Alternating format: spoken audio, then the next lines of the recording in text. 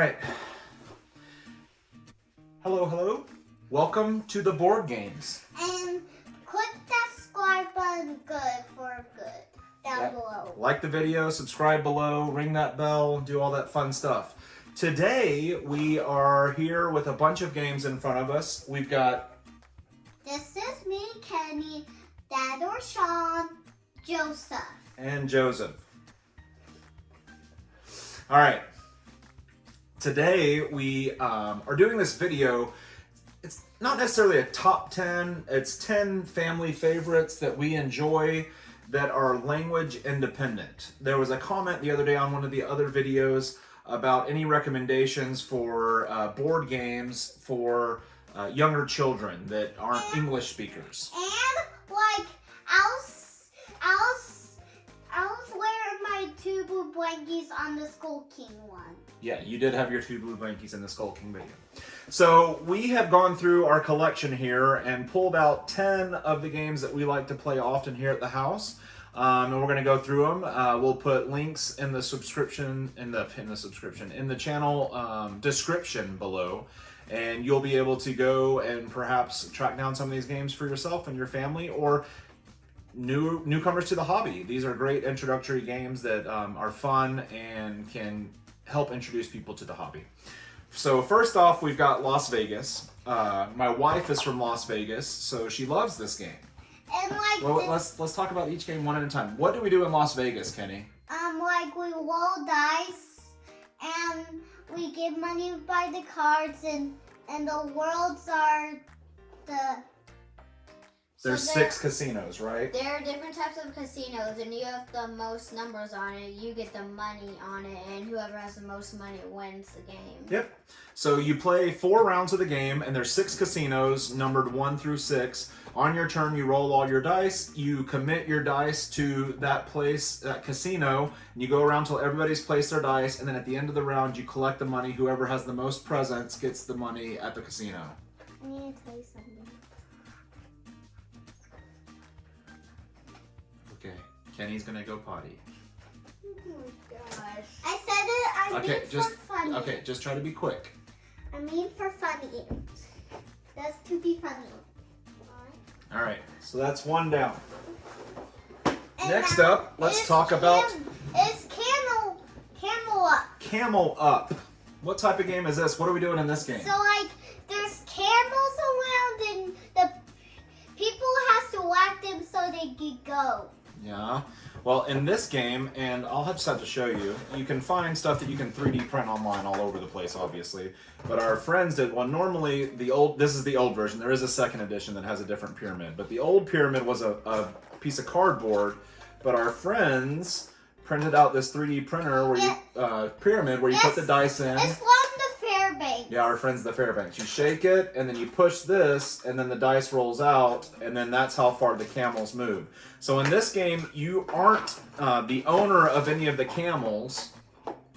You are a... To be able to close it, we got to put it down like this. I know what I want to play with the dice in this. You want to show them how the dice come out? So, yeah. You have a person, and you bid that which camel, and so, like, which camel gets in fifth, third, or first. Yep. And you get coins if you get it correct, and... I was trying to let you be able to see, so that's why if you go behind the games, they're not going to see. Shaking it up. That's why I was trying to hold it. And be careful, buddy. Okay, shake it. Okay, now put it down and push it out. So, no, and it's... Wow, so That was a big one. if multiple dice come out, you do the first die that came out, which would be the green one. All right, good job, Kenny. You showed them how it works. So like Joseph was saying, in this game, you're bidding. There's multiple legs of the race as the camels go around the track. You bid to see who you think's going to win that leg, and ultimately who's going to be the overall winner and the overall loser. Whoever gets the most Egyptian money at the end of the game is the winner. Camel Up, fun bidding game. Okay. Guess we're talking about Potion Explosion next. Potion Explosion. I remember this. So what's Potion Explosion like? Can you describe it, Joseph? So there's this cardboard thing, and there's these... Hey, and guess Joseph's talking. Let's him. I'm just After Joseph. There's some cardboard things, and there's like 3D circles. I forgot what they're called. Marbles? Yeah, marbles. Marbles, and there are these different types of colors that you need to make your explosion to get your points. And if you turn it around, there's also something else that you can get. And you can get them like in a row from them, so the more you can get. And also, can you do it sideways or diagonal? Yeah, there's multiple different potions. Hey, guess What were you what? gonna say, Kenny? Guess what? Potion Explode is on my dad's phone. Yes, there is also an app available for download. So in Potion Explosion, if you've played Candy Crush, it kind of has that little feel to it. You've got multiple marbles coming down these tracks. You are trying to complete potions. For every potion you complete, you get victory points. Like Joseph was saying, each of these potions have different abilities, which will let you pull more marbles out. The first person to trigger the end game is by collecting these 4-point bonus points, and you play to a certain number depending on the number of players. So again, this is you pull a marble, it creates an explosion, you finish the potions, and again, language independent. Nothing required there. See the colors, complete the potions. This next game up is a huge family favorite of ours. Maybe the first game that got the Marcum family into board gaming. Ticket to Ride. Here we have Europe. And like Tickets to Ride is on Dad's phone too. Ticket to Ride also has an app available for download.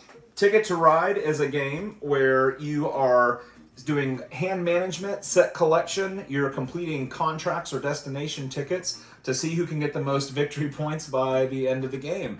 End of the game is triggered when a person has 0, 1, or 2 trains in their supply, and then you add up victory points based upon how many connections you've made and how many destination tickets you've completed, and that's how you determine the winner. And Again, the longer the ones, the more points you get. yeah, whoever has the longest train gets a bonus. Whoever completes the most destinations tickets gets a bonus. Next up, we have Splendor. I barely played this. This is a game that my wife absolutely adores, and as I said earlier, she is from Las Vegas, and the thing that she loves the most about it are these cool chips. These are the different gems that you collect on your turn. You can pick up to 3 different colored gems, or you can pick 2 of the same color if there are enough in each stack. Let's finish talking about this one first, okay, Bubba? Then you're also doing contract completion. At the top of the board, there are some royals or that are going to come visit your city if you've gotten a certain number of those cards. Again, this game end triggers when you hit 15 points, so it can be a pretty fast game. Plays in 30 minutes or 45 minutes. Just depends on how long and how far you get into it. Again, this is Splendor, another family favorite that doesn't require any English speaking. It's all symbols and colors. All right, moving on. Sushi Go. Sushi Go is a game of card drafting. So each of you have a card, you pick one, pass it around the table, and you pick one. This is another game of set collection. Again, this is all picture-oriented. Any kid could play, and it's a good introductory game to the mechanic of card drafting. Highly recommend Sushi Go. It's pretty affordable. There's a bigger box called Sushi Go Party, so you can expand the number of players and some more unique cards to throw in there. Skull King. This may be... Here, come sit here. I want you to talk about Skull King. Okay, he wants to grab another game. Give him one more game to hold in front of him while we talk. I want 3 more games. Okay, we'll slide him over. Joseph wants to talk about this one. Can Joseph do this one and you do the other 2? Okay. All right. Skull King. Kenny, tell me about Skull King. What do you do in Skull King? Like you bid on the 0 round and the end of the round. There's cards that you do, and if you bid 5. There's 5 bids that you get only bid. If you're on the 1st one, you get bid 1 or 0. If you're on the 2nd one, you can do 2 or 0, and all the rounds you have to do the same thing. Yeah, you can go up to 10. There's 10 rounds of the game. It's a trick-taking game. So there are multiple suits. Black is the trump suit. There are some special cards, the pirate, the mermaid, the skull king, the kraken, loot cards. But again, another language independent game where you're looking at following color suit, and highest number generally wins with some exceptions. Skull King, we've got a video up on the channel if you'd like to go look for it and watch me play horribly, which I always do at this game. Got negative 200 something. Yeah, negative 265 or something. Ice Cool. This is a fun game where, what do you do in this one, Kenny? Like you made a map and you flick the people and like there's like You're flicking penguins, right? yeah, you're flicking penguins and like And when you flick them through the doors, what do you collect? fish. Yeah. And if you go through the doors, you collect fish, and sometimes you don't get over the doors. Sometimes. And sometimes I cheat, like I do a lot of times flicking. Sometimes. He cheats. There's like a person, and if you like flick a person into another person, you like take their card or something. I forgot what it does though. Yeah, so in a given round of Ice Cool, there's one person that's kind of the chaser. It's like playing tag with the penguins, right? One person is trying to chase down and catch the other penguins. The other penguins are trying to get through the doors and collect their fish before the person that's chasing them hits each of them. So do they stop collecting fish once they get hit? No, they keep collecting fish, but the person that's chasing collects their color card, and the chaser gets a fish card per person he touched. The other people get a fish card per fish they collected. Mm-hmm. Again, at the end of the game, you see how many points you got, and the person got the most wins. Each person takes a turn being the chaser. Ice Cool, a fun little dexterity flicking game that kids really enjoy. Now I've only played Bear Down twice. Bear Down is a fun game.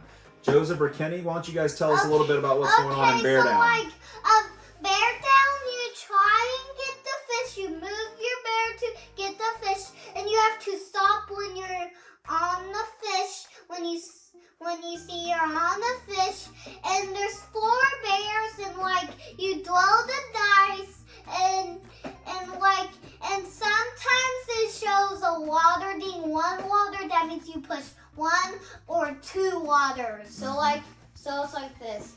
And a fish. If you have a fish and you want to move and get more fish, you carry that fish with you, and you could go back safe and collect that fish. Or you want to collect more, but there are these water tiles, and you could get pushed off and don't get anything and come back right to the beginning. Yeah, exactly.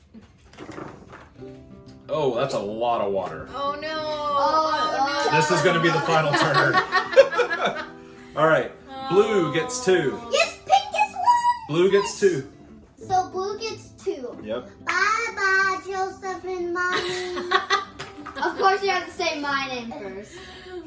And then a fish jumps I upstream. died. Right to the beginning. Yeah, exactly. Joseph and Kenny did a great job of explaining this game.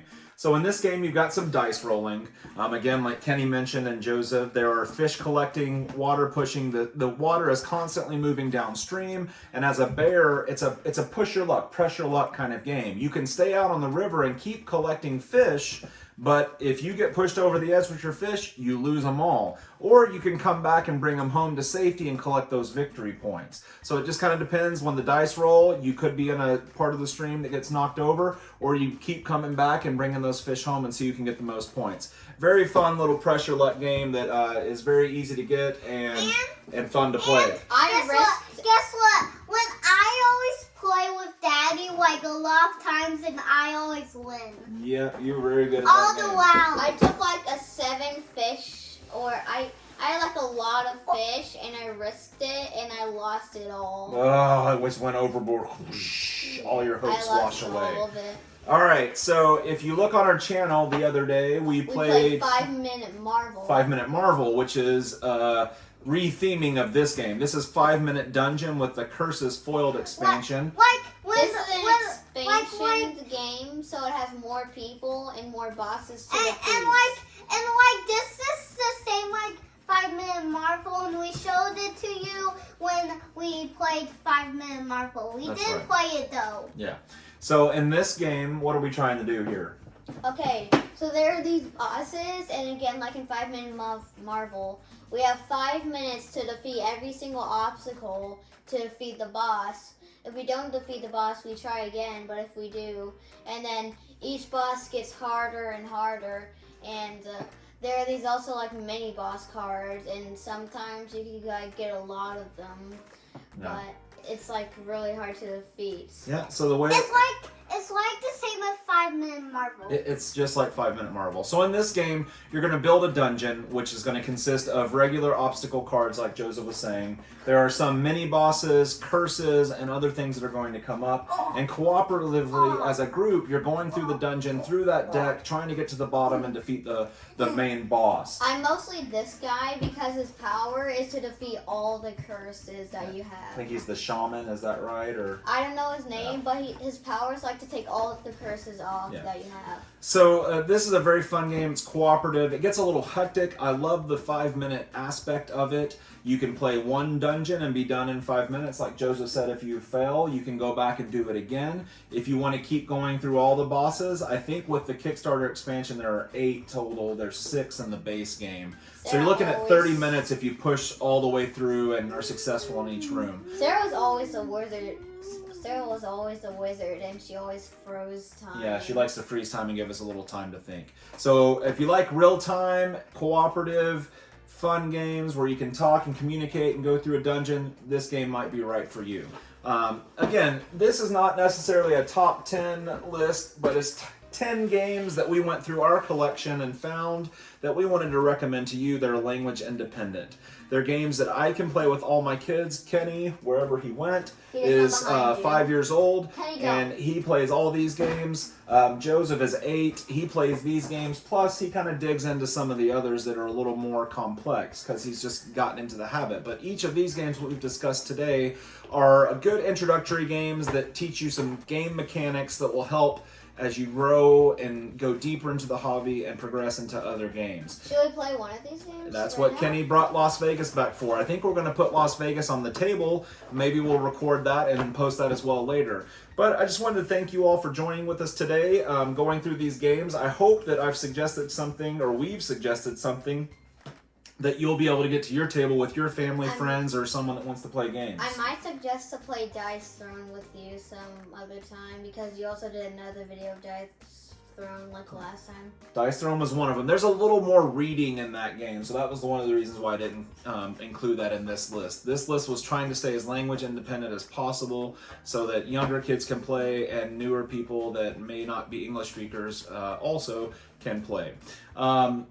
Thank you again for joining us at the table. We appreciate your support. If you would please like the video, comment below if there's any other games that you would suggest that maybe we should look into or that we should play here on the channel with the family. Leave any other comments. We'd love to comment and chat with you and see what else you'd like us to bring to the table. And like the video, subscribe, and ring the bell to get notifications of first videos. Thank you. Anything you want to say, Joseph? And this was a great video of doing some games that we liked, and hope that we can do some more games to the table. And thanks for watching. Bye. Bye. Till next time.